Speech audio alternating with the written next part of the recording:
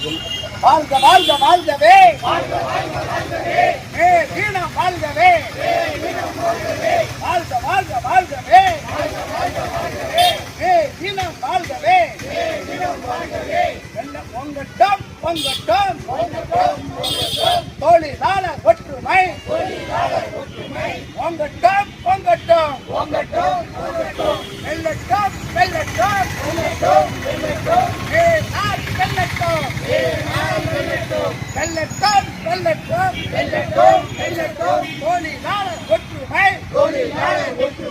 வெல்லட்டும் வெல்லட்டும் தீ மதம் வளர்ந்து ஒன்றுபடுவோம்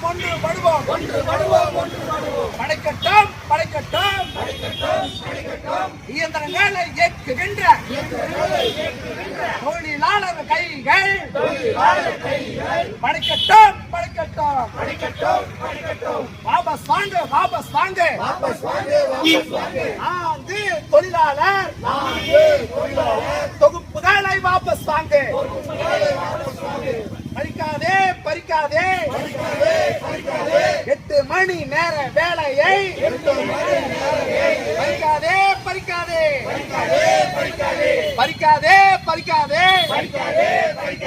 தொழிற்சங்க உரிமையை பறிக்காதே கைவிடு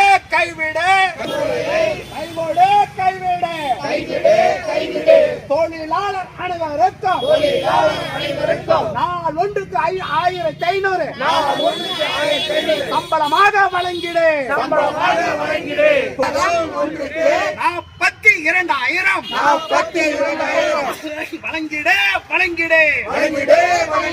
ஒழிக்காதே 100 நாள் வேலை திட்டத்தை ஒழிக்காதே வாழ்கவே மே நாள் வாழ்கவே வெல்லட்டும்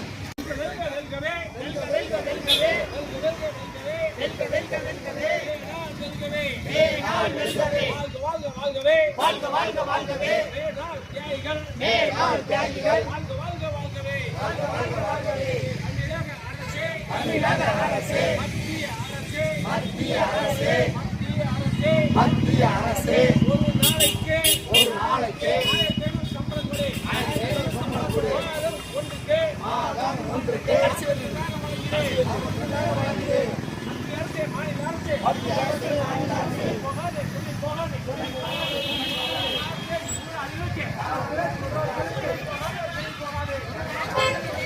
உலக அளவிலே மேனாள் கொண்டாடப்படுகிறது. 66 நாடுகள் இன்றைக்கு மேனாளில் விடுமுறை தினமாக அறிவித்திருக்கிறது. இந்தியாவிலே அல்லது தமிழகத்திலே இது அனுசரிக்கப்படுவதில்லை. ஒப்பந்த முறைகளை கைவிட வேண்டும். தொழிலாளர் சட்டங்களை, அதாவது 44 சட்டங்களை 44 தொகுப்புகளாக மத்திய அரசாங்கம் திருத்தம் செய்ததை வாபஸ் வர வேண்டும். 8 மணி நேர வேலையை அமலாக்க வேண்டும். தொழிலாளிக்கு நாள் ஒன்றுக்கு 1500 ரூபாய் ஊதியம் வழங்க வேண்டும், எந்த வேலையாக இருந்தாலும். அதே போன்று தொழிலாளர்களுக்கு, அதாவது மாதம் ஒன்றுக்கு 42,000 குறையாமல் ஊதியம் வழங்க வேண்டும். மேனாள் வாழ்கவே. 40வது மே தின நன்னாளிலே இன்று உலக புரட்சி தினத்தை முன்னிட்டு ஏஐசிசியினுடைய தொழிலாளர்களுடைய தருமபுரி மாவட்டத்திலே மிக எழுச்சியோடு நடைபெற்றுக் கொண்டிருக்கிறது. இந்த பேரணி என்பது தொழிலாளர்களுடைய ஒற்றுமையையும் கார்பரேட்டர்களுடைய எதிர்ப்பையும் காட்டுவதற்காக இங்கு நடைபெற்றுக் கொண்டிருக்கிறது. நம்முடைய மாவட்ட செயலாளர் தோழர் கோவிந்தராஜ் சொன்னது போல 44 சட்டங்களை மாற்றி 4 தொகுப்புகளாக வைத்திருக்கிறதை நடைமாற்றம் செய்யக்கூடாது. பழைய சட்டங்களை நடைமுறை கொண்டு வர வேண்டும். 42,000 மாத ஊதியம் கொடுக்க வேண்டும். சம வேலைக்கு சம ஊதியம் கொடுக்க வேண்டும் என்பதை உறுதிபட ஏஐசிசி உறுதிபட தெரிவித்துக் கொள்கிறது என்பதை அன்போடு தெரிவித்துக் கொள்கிறோம்.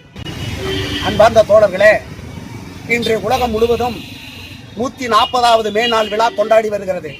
இந்த மே நாள் என்பது 1881ஆம் ஆண்டு சிகாகோ நகரிலே நடைபெற்ற மிகப்பெரிய லட்சக்கணக்கான தொழிலாளர்களின் ரத்தத்தால் சிந்தப்பட்ட இந்த மேனாள் தமிழகம் ஏன் இந்தியாவிலேயே முதலாக 1923ஆம் ஆண்டு இந்தியாவிலேயே முதல் மேனாள் கூட்டம் சென்னை மெரினா கடற்கரையில் அருமை தோழர் சிந்தனை சிற்பி சிங்காரவேலர் தலைமையிலே சென்னை மெரினா கடற்கரையில் 1923ஆம் ஆண்டு நடைபெற்றது. அதன் வாயிலாக நாம் ஒவ்வொரு ஆண்டும் கிட்டத்தட்ட உலகம் முழுவதும் 80 நாடுகளுக்கு மேலாக இந்த மே தினத்தை கொண்டாடி வருகிறது. இந்த மே தினம் பல தொழிலாளர்களின் உயிரை காவு கொடுத்து வாங்கப்பட்ட இந்த மே தினம் இது சாதாரணமான மே தினம் அல்ல. ஆனால் இன்று இந்தியாவை ஆண்டு கொண்டிருக்கக்கூடிய அரசாங்கம் தொழிலாளர்களுக்கு விரோதமாக 44 தொழிலாளர் வகை சட்டங்கள் 4 தொகுப்புகளாக, இது எந்த விதத்தில் நியாயம்? தொழிலாளர்கள் பல 100 ஆண்டுகளாக போராடி பெற்ற அந்த 44 வகையான தொழிலாளர் சட்டங்களை 4 தொகுப்புகளாக மாற்றிவிட்டது மோடி அரசு. இது தொழிலாளர்களின் தலையில் இறக்கப்பட்ட மிகப்பெரிய பேரிடியாகும். அதே போதான் நிலக்கரி சுரங்கங்களில் பணிபுரிகின்ற ஒப்பந்த தொழிலாளர்களாகட்டும், தமிழ்நாடு மின்சார வாரியத்தில் பணிபுரிகின்ற ஒப்பந்த தொழிலாளர்களாகட்டும், போக்குவரத்து துறைகளிலே பணிபுரிகின்ற ஒப்பந்த தொழிலாளர்களாகட்டும், அனைத்து துறைகளிலும் ஒப்பந்த தொழிலாளர்களாகவே இருக்கிறார்கள். அவர்களுக்கு எந்த விதமான நிரந்தர ஊதியம் கிடையாது. அவர்கள் வேலை செய்தால் சம்பளம், வேலை இல்லை என்றால் எந்த விதமான பயனும் அவர்களுக்கு இல்லை. ஏதாவது ஒரு விபத்து ஏற்பட்டு ஒப்பந்த தொழிலாளர் இறக்கும் பட்சத்தில் அவருக்கும் அவரது குடும்பத்திற்கும் எந்த விதமான இழப்பீடும் இல்லை. ஆகையால் தொழிலாளர்கள் பெற்றிருக்க அந்த 44 வகையான தொழிலாளர் சட்டங்களை, நடைமுறையில் இருந்த 29 தொழிலாளர் சட்டங்களை ஆட்சிக்கு வந்த மோடி அரசாங்கம் 11 ஆண்டுகளாக கங்கணம் கட்டி கொண்டு துடித்துக் கொண்டிருந்தது. இதை கார்பரேட்டுகளுக்கு ஆதரவாக, பெரிய பெரிய முதலாளிகளுக்கு ஆதரவாக, அம்பானி, அதானி, டாடா, பிர்லா, கோயங்கா, மிட்டால் போன்ற பெரிய பெரிய கார்பரேட் நிறுவனங்களுக்காக இந்த தொழிலாளர் தொகுப்புகளை 4 தொகுப்புகளாக மாற்றிவிட்டது. ஏனென்றால் 8 மணி நேரம் வேலை, 8 மணி நேரம் உறக்கம், 8 மணி நேரம் பொழுதுபோக்கு என்ற அடிப்படையிலே தான் தொழிலாளர் வர்க்கம் அந்த தொழிலாளர் மே தினத்தை கொண்டாடினார்கள். 8 மணி நேரம் வேலை, 8 மணி நேரம் உறக்கம், 8 மணி நேரம் பொழுதுபோக்கு என்ற அடிப்படையிலே கொண்டாடிய அந்த மே நாளை, ஆனால் இந்த தொழிலாளர் விரோதமாக செயல்பட்டுக் கொண்டிருக்கக்கூடிய மோடி அரசாங்கம் 12 மணி நேரம் வேலை செய்ய வேண்டும் என்று தொழிலாளர்களை நிர்பந்திக்கிறார்கள். அவர்களுக்கு தேவையான அந்த 12 மணி நேரத்துக்கு தேவையான ஊதியம் கொடுக்கப்படுகிறதா என்றால் அதுவும் இல்லை. இப்படி தொழிலாளர்களுக்கு விரோதமாக, தொழிலாளர்களுக்கு எதிராக தொழிலாளி வர்க்கத்திற்கு எதிராக இந்த மோடி அரசாங்கம் மிகப்பெரிய பேரிடியை தொழிலாளர் வர்க்கத்தின் மீது இறக்கியுள்ளது. ஆகையால் இதையெல்லாம் கண்டிக்கக்கூடிய வகையில் தான் தொழிலாளர்களுடைய ஒற்றுமை ஓங்க வேண்டும். 140 ஆண்டுகளாக போராடி கொண்டிருக்கிற இந்த தொழிலாளர் வர்க்கம் இந்த நன்னாளிலே, இந்த மேனாளிலே தொழிலாளி வர்க்கம் வீறு கொண்டு எழுகிறது இந்திய துணைக்கண்டம் முழுவதும். ஆகையால் இந்த மேனாள் வெல்ல வேண்டும், தொழிலாளர்கள் ஒற்றுமை ஓங்க வேண்டும். தொழிலாளர்களுக்கப்படுகிற கொடுமைகளை அரசாங்கங்கள், மத்திய மாநில அரசாங்கங்கள் இழைக்கப்படுகிற அனைத்து விதமான கொடுமைகளையும் நாங்கள் எதிர்த்து போராட தயாராக இருக்கிறோம். அதற்கு என்றென்றும் AICCTO, அகில இந்திய தொழிற்சங்க மைய கவுன்சில், AICCTO தொழிலாளர் வர்க்கம் பின்னாடி அணிவகுத்து நிற்கும் என்று கூறிக்கொண்டு